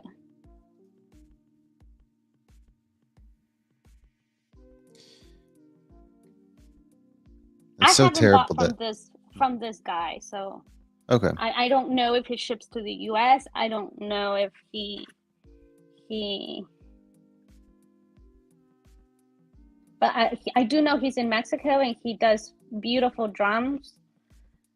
They're handmade. Everything is handmade and done by him and his wife and his family. Yeah, the drums look what really were you cool. gonna say?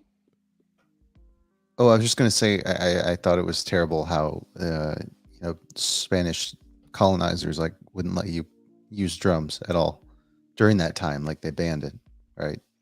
Yeah, they said it was the devil's work. Yeah. It's not. It's funny. Yeah. But yeah, thanks for sharing him. The drums looked really cool, I thought. So, want to move on to the next person? Yes. Cool. So, I think this was a website, Volcan Corazon. Did you want to cover that Yes. next? Okay. Yes. Cool. So this he sells he just sells one book, but this book is very important because it covers the myths of the ancient Mesoamericans in great detail, and his work is just amazing. Well, those are his shirts, but I think is that one right there, Luz de Tonali, right there. And he also has a YouTube channel, and his the way he does his videos, they're amazing. I think he's one of the that can portray the Mesoamerican mythology into the videos and the book. It's beautiful. I don't know if you can put like little pictures down there. Go down. Oh, right there. Yeah. Let me scroll back up. It's the same one.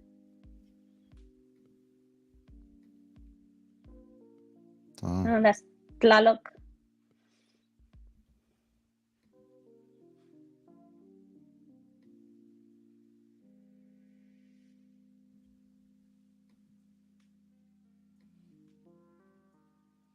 But yeah, that would be a beautiful book to give to somebody as a holiday gift.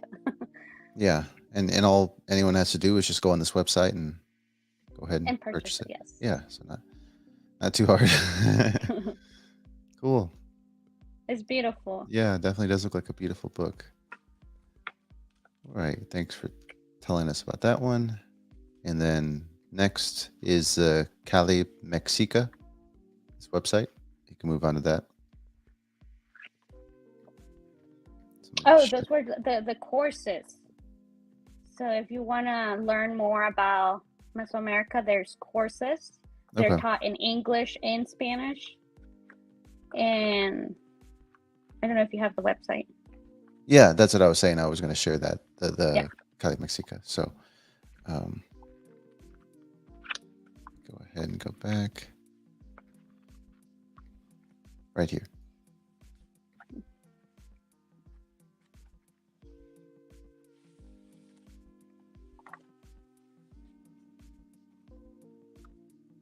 Oh, yeah, it's in English up there. Yeah.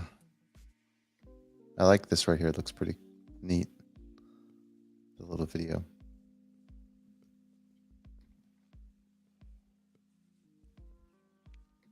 So Cali Mexica, know your roots. The only thing that I kind of about his YouTube channel and his Facebook channel is that they all say it's Mexica. The deities, the everything Mexica. As we know, Tlaloc, Quetzalcoatl, all of those deities are from other ancient civilizations. So I guess because the Mexica were the last civilization that was in power in Mexico, and that because they were defeated by the Spaniards, most people just talk about the Mexica. Yeah. But let's not forget that not everything, but most of the culture, the religion, everything was like a melting pot of everybody. And not just one, true. not just the Mexica, not just the Zapotec, not just the Toltecs. It was a mix.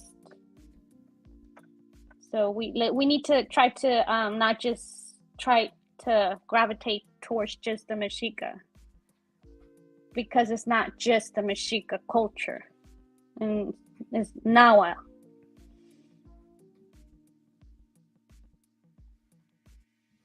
So I guess it's not very hard. You can just make a payment right here online as well. Yeah. Music. Oh, and for this, for the teachers, the teachers are indigenous.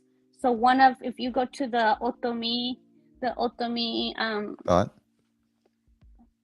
yeah, that one, Otomi, that is the same guy as this book. Isaac. I thought he was gonna be on it, but he's not on. He said he was gonna come in. It's okay. But I think he is the one that teaches this course. And this is the same guy that was trying to find funds to publish his philosophy book. And this one you can find on Amazon. That's the only one he has on Amazon. And it's, for those that know Spanish, I'm going to read it in Spanish real quick. Danza Nocturna es un libro que da a conocer el máximo conocimiento de la nación otomí.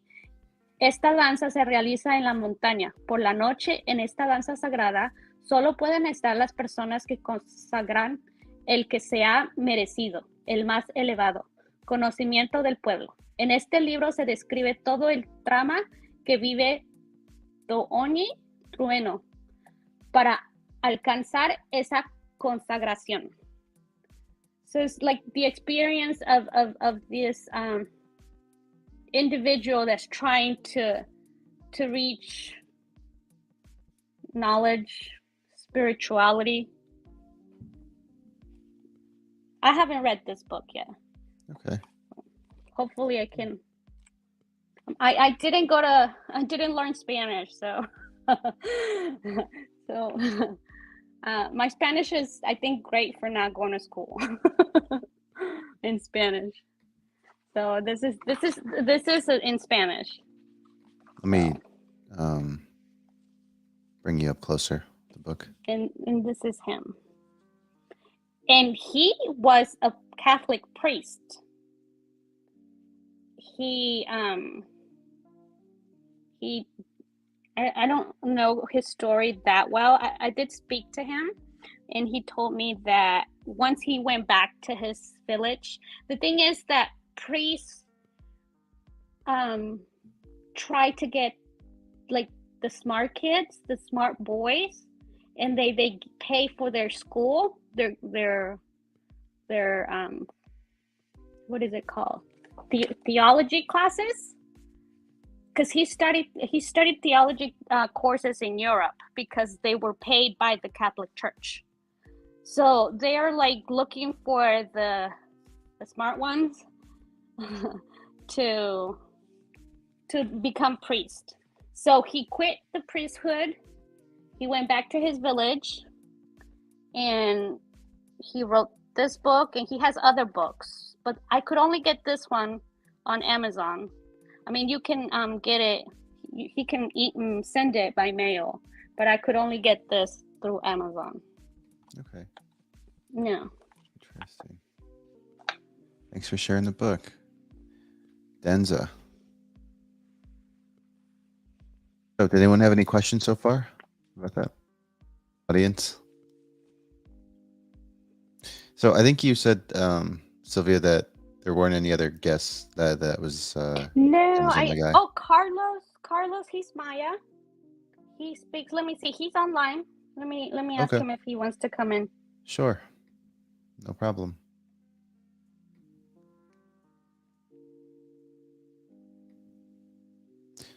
So I think what we had left was showing the Nawa channel, which I think is his channel, by the way, the guy that just came on earlier. And then Jan Garcia? Yeah, Jan Garcia.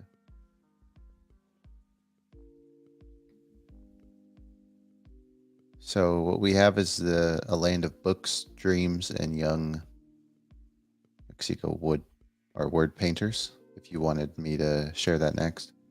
Sure. Okay.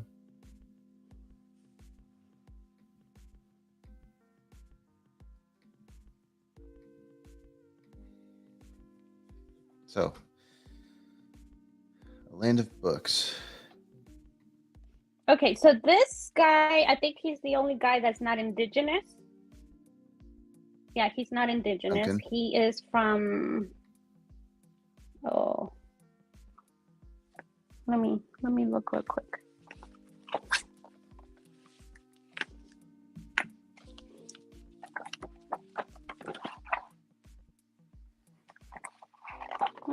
Can't remember. Okay, no worries. Okay, well, I can't remember where he's from, but he's not indigenous. He doesn't speak indigenous. He doesn't come from an indigenous community. And I think his dad is American and his mom is Mexican. And he lives in Mexico. That's what I can remember. But if you guys want more details, and I thought he would be great for this list because he has really, really good books for children. So this one is the story of Popocatépetl, right there. Iztaccíhuatl y el Popocatépetl. And his inspiration in making these books are from the Amochtlis. You know how they are from right side? Mm-hmm. Yeah. Wow. So it's really nice artwork. Yeah. So his inspiration is from the Amochtlis. And these you can find anywhere. Barnes and Nobles. I found this one in Barnes and Nobles. And this tells about let me read the description for you. She was Luz Jimenez, child of the flower song people, the powerful Aztec who called themselves Nahuas, who lost their land but who did not disappear. So this is a biography of her for children. So she, famous painters painted her in her indigenous. That's when she fled her town. Yeah. So one of my favorite books is this one, Pancho Rabbit and the Coyote. It's just a beautiful book because it shows the I guess the why we migrate to the U.S. for children. My boy loves this book. So let me if we have a little bit of time, I'll read the one of my favorite parts. Oh, here. So the sun was high in the sky now. Pancho and the coyote walked on and soon reached a very tall fence that separated the south from the north. It was impossible to jump or climb over. There is a tunnel we can use, said the coyote. But the snakes watch it. If you give them the tortillas you are carrying, I'm sure they will let us through. As long as it gets me closer to Papa, Pancho said inside. The coyote talked to the snakes. They agreed to let them pass, but demanded every single one of Pancho's tortillas. Pancho and the coyote entered the tunnel. It was dark, narrow, and very long. And if you guys can see this, who do you guys think the snakes are? And what are the tortillas? Anyone want to take a guess, audience? Audience? No? No guess? No guesses. Okay, so the snakes are the patrols, Mhm. and the tortillas is the money that the migrants have to pay Okay. to go Wow. through. And so it goes through That's- I think it's just a beautiful book how to show why most indigenous migrate to the U.S. Yeah. So that's one, and then the other one, undocumented workers fight. So this one is kind of like an emotionally. So, and this one is about undocumented, a workers fight for equal pay,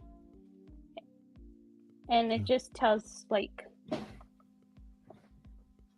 the story of him. Oh. I love the character design. Yeah, it's very inspired by the emotionally. Oh, here. The boss pays me $250 a week. That's about $3 an hour. He should pay me at least $5 plus tips. But he steals them. He doesn't pay us overtime. I can't miss work even if I feel sick. How much is he taking from me every week, every year? And not just me, man. How many people work in the restaurants? The boss has a fancy car, expensive clothes. We can barely pay our rent. So that's... Oh, this is kind of hard to get, but let's see. It's a beautiful book. Yeah. So he has a lot of books like that are inspired by, and then this one, Funny Bones. Funny Bones, and this is about Dia de los Muertos, and this is a very, very good book because it tells how calaveras were later used for Dia de los Muertos because of the revolution. This one's a very historical book for kids. Really good book. And my favorite book is this one.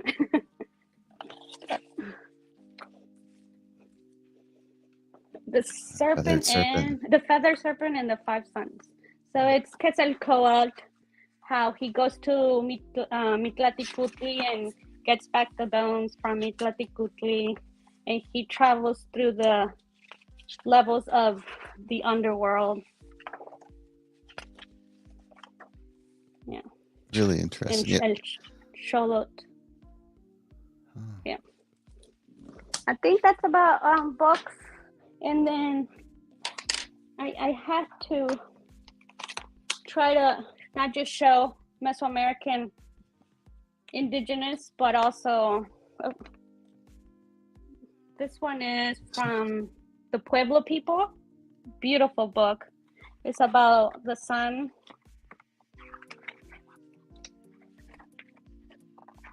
Arrow to the Sun. It's a really beautiful book, and it won an award. And this is the Cherokee, and I have more, but my kid was sleeping, so I couldn't grab them all. That's The okay. Story about Strawberries, and this is Cherokee. And I think, the Star People, the Lakota. Also, beautiful book. I love books. Yeah, I do too. I love learning about Northern Native stories too. I think it's great This that you is have a those. beautiful story about the Lakota. And look at the just the pictures. Mm-hmm. Wow. Yeah, this one's a beautiful book too. And the Coyote. This one, Coyote Places, the Star. This one I can't remember. Can't remember what tribe it's from, but it's a northern tribe, and it's also a beautiful book.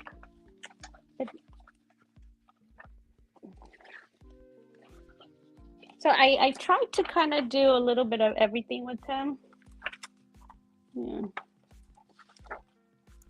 Yeah, I think you did a great job in that. But from his favorites are these two. These two. Really good books. He loves the strawberry. The first strawberry. Yeah. But yeah, those are what I have for books. And I don't know if you want to do the last. I think it's the last one. Move on to the next one. Yeah. Someone asked, "Can you teach my nephew?" Or Stephen asked, "Can you teach my nephew?" Sorry. So my kid is 5. He can read English already. He reads it at 1st and 2nd grade. His math level 1 or 2, and he's in kindergarten. But it's just that effort that I put on teaching him. I love learning. I love teaching him. What motivates me is what I was not taught as a child of teaching him. And sad to say, I'm learning things with him because I was that child left behind in the school system. Yeah, so education is very important to me. Yeah. That's great that you really cherish that education for your kid. I think the last one was it which one was that again? Was it the those were the cards, the artwork. The Corazon, Mexica. Yeah. Okay, let me share that then. Where have this?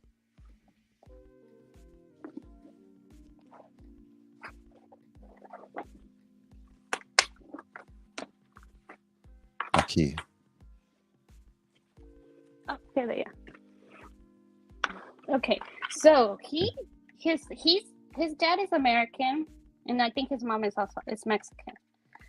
I was surprised because every time he covered when he's in the pictures, he covers his face, but because he gets this I guess because he looks white American, and he lives in Mexico, so he's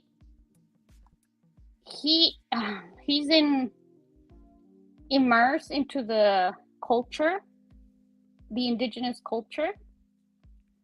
But I don't know if because he had backlash that he's not in any of these pictures, or he doesn't you can't see him that often, not even in his Facebook page.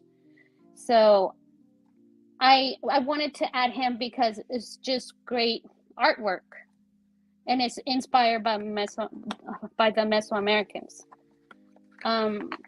Again, we go back to the education. Like what I did, I bought this tarot. I am so ignorant of what this is. No, you're fine. I don't know what it's for. They're cards. Maybe somebody can enlighten me, but they come all these cards, and they're beautiful. Yeah, I've seen the cards. Look really unique. So, yeah, and Uh, their deities and concepts and what I wanted to use these for my kid was because I have puzzles for the sun, the moon, and the phases of the moon. So what I've done, let me move this.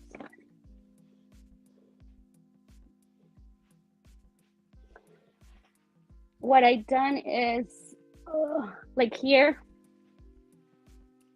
we were learning about the sun, and I have like the puzzles here,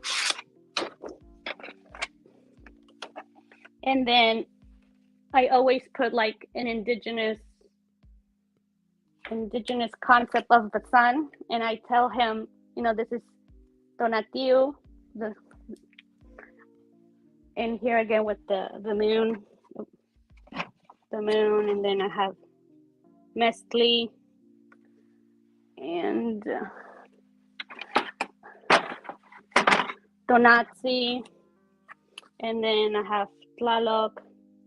Like I use these cards as like to teach him his I guess his indigenous side, not just learning about where is like that Citlali, and that's why there's the stars there. So, Citlali. But yeah. So that's why I use the tarot. So that was it about that. And then he has beautiful artwork, as you can see in the back, the 4 cardinal points. oh. And this you can buy on Etsy. Oh, there we go. But in Etsy.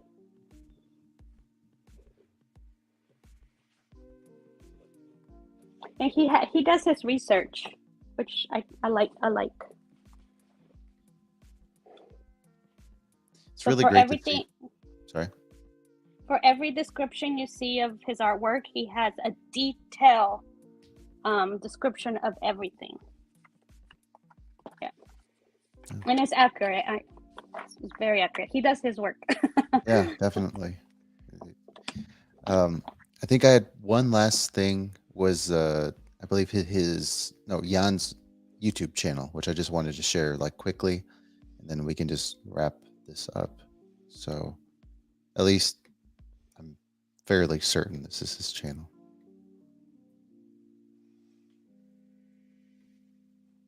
And now a channel. Yeah, that's it. That's Yep. his. Is that the English one? Yeah, that's the English one. Yeah. So you guys, yeah, our guests, our other guests that we had on a little bit earlier, this is his channel. This is my first time learning about it, so I'm subscribed. And yeah, he has a lot of content that he shares, and yep, be sure to check it out and watch some of his videos. We did forget Carlos Santis. He's from Maya. He's Mayan. Okay. Was that let me see really quick here. I think he was the Facebook post. Now you can only buy him through Facebook. Got it. I found him. Let me pull him up. And what I really like about his product is they are made the way ancient Mesoamericans did them. Click on the picture of the lady. Oh. And if you go back. Yeah, I can go back. Sorry. Ay.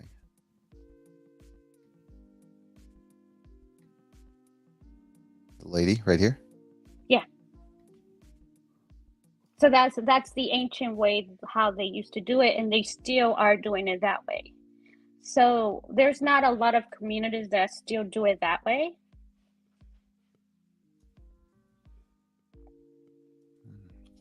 And that's his community. He told me he speaks he's Maya, and he speaks Tezotzil.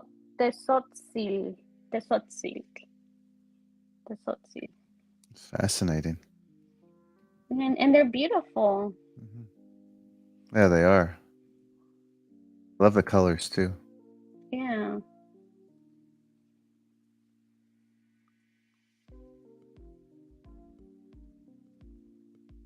Very fashionable. I like it a lot. And if you can tell from the picture, the background is in the. It seems like it's a very rural area. Yeah, it looks like where he's at. It's pretty.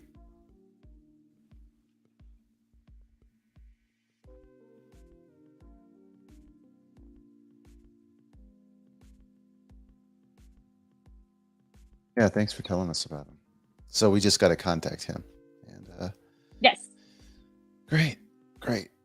Okay. I think that about wraps up everyone that we've covered, unless I'm missing someone. Please tell me if I am, but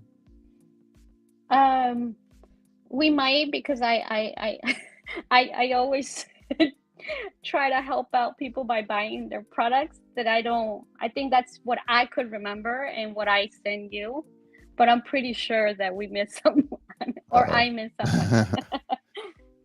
It's all right. Well, we can always cover them again next time. What did the comment say? It was so fast that I didn't see it. Oh, sorry. Steven said it was dope. Oh.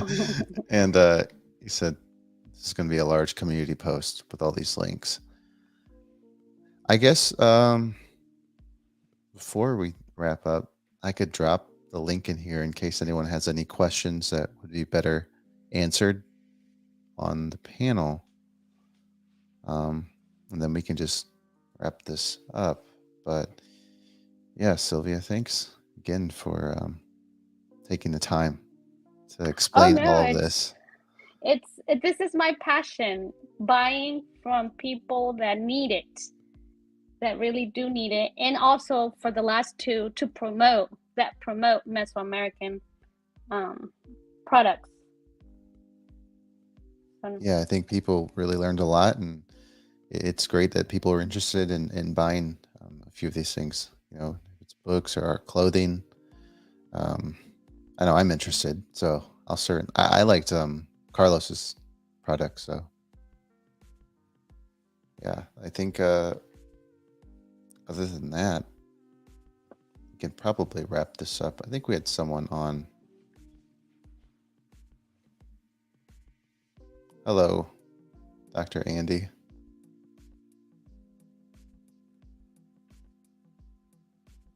Okay, so Dr. Andy, if you're not gonna say too much, then I think we'll probably wrap this up then. Silvia, unless you had anything else you wanted to cover? No. Cool. We're at the 2-hour mark. So yeah, thanks everyone for watching. Really appreciate your time as always. And I'll be sure to make a community post soon about all of this. So, so thanks again, Silvia, and everyone else. I think we will end this broadcast now. So hope you all have a good night. Good morning. See you guys later. Bye. Bye.